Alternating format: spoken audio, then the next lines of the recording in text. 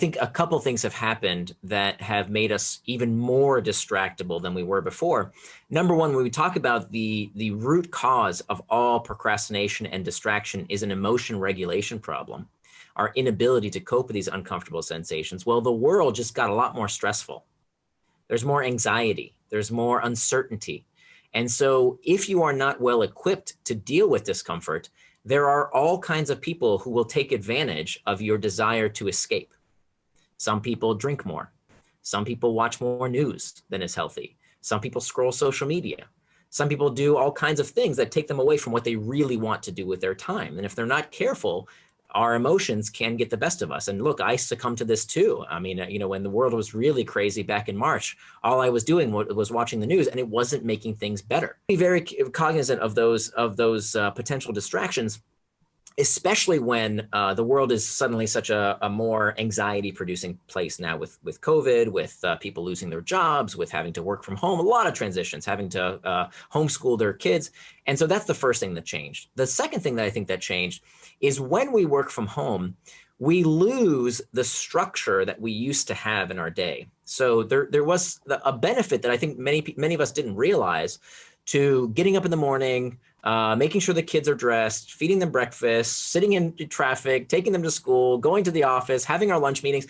Like, as much as we hate that structure, it actually gave us a constraint to put certain barriers in our life. Like, work life happens here, and then I go home, and then I have time with my kids, and then I do this.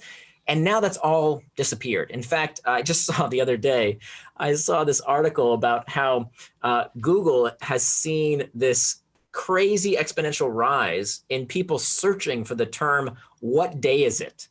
Like, people can't remember what day is it. And so they have to search on Google to remind them, wait a minute, what day is it? And that's, it's such a relatable problem because everything kind of meshes together. And so without that schedule, without that constraint, it can really be maddening and make us even more likely to get distracted and go off course. And our day goes by and say, what the heck did I accomplish today, right? I was running around, yet I didn't finish hardly anything. The good news is that there are solutions for all this. That we can learn to master these internal triggers. We can make our own schedule. People resist making a schedule because they feel like it's enforced upon them. Well, it's true. If someone tells you what to do, this elicits what we call psychological reactance, right? When your boss micromanages you, when you were a kid and your mom said, put on a coat, it's going to be cold outside, your natural reaction is, don't tell me what to do, right? We hate being told what to do.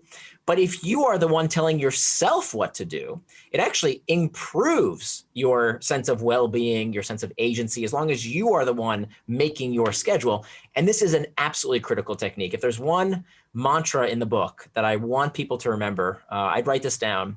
You cannot call something a distraction unless you know what you got distracted from. Let me say it again. You cannot call something a distraction unless you know what you got distracted from.